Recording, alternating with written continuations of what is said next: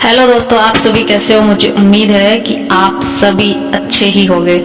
तो आज हम आपको सुनाने वाले हैं बद्री की कहानी, मतलब बद्रीनाथ की, जो कि बद्री कौन था और माता लक्ष्मी ने एक बार बद्री का रूप धारण किया था। भगवान विष्णु और माता लक्ष्मी की ये कहानी है। तो चलो शुरू करते हैं। त्रिदेवी में एक माता लक्ष्मी की पूजा आराधना करने से किसी भी प्रकार से धन की समस्या नहीं रहती है। उनकी हर रूप में पूजा करना चाहिए। स्वयं महालक्ष्मी ने शैल पर्वत पर बेल पत्र के रूप में जन्म लिया था, लेकिन क्या आपको पता है कि उन्होंने बेर के रूप में जन्म क्यों लिया था और कहाँ पर लिया था? तो उसी के बारे में आज हम आपको बताने वाले हैं। स्कंद पुराण के अनुसार कहा जाता है कि जब भगवान विष्णु हिमालय में विशेष क्षेत्र में तपस्या कर रहे थे, तो यहाँ बहुत तेज हिमपात हो रहा था, मतलब बर्फ गिर रही थी, जिससे भगवान विष्णु बर्फ में पूरी तरह से दब गए। जिसे देखते हुए माँ लक्ष्मी ने भगवान विष्णु को धूप और बारिश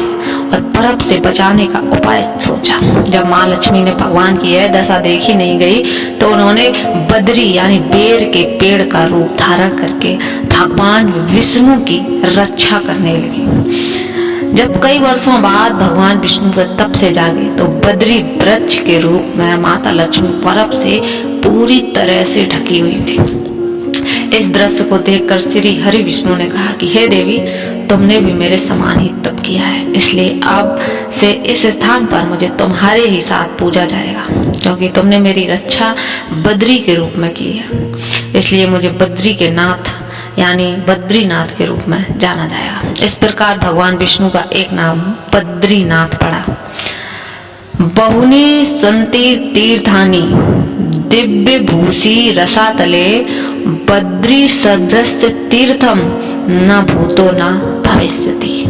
अर्थात स्वर्ग, पृथ्वी तथा नरक तीनों ही जगह पर अनेकों तीर्थ स्थान है, परंतु फिर भी बद्रीनाथ जैसा कोई तीर्थ न कभी था और न ही कभी होगा।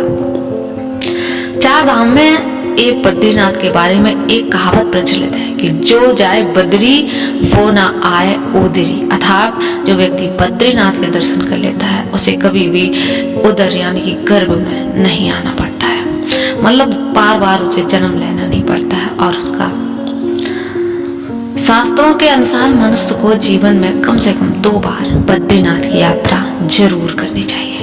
एक जन श्रुति के अनुसार सत्ययुग में जब भगवान नारायण बद्रीनाथ आए, तब यहाँ बदरिया यानी बेर का वन था और यहाँ भगवान शंकर अपनी अर्धांगिनी पार्वती जी के साथ मजे में रहते थे। एक दिन श्री हरि विष्णु बालक का रूप धारण कर जोर जोर से रोने लगे।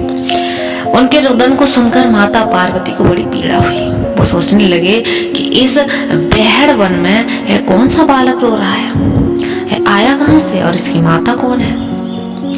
यही सब सोचकर माता को बालक पर दया आ गई। तब वे उस बालक को लेकर अपने घर पहुंच गई। शिवजी तुरंत ही समझ गए कि यह कोई नहीं, ये तो विष्णु की लीला है।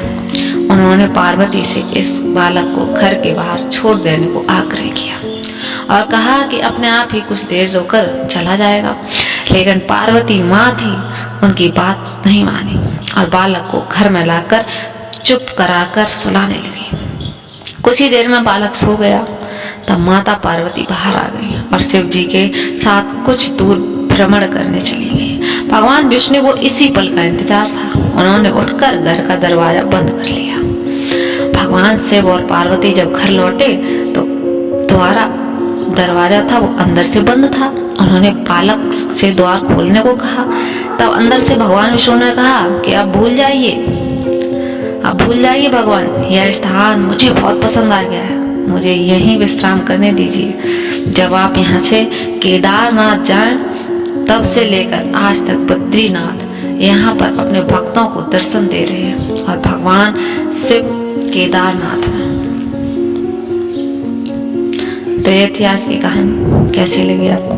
Comments, like, share and subscribe my channel.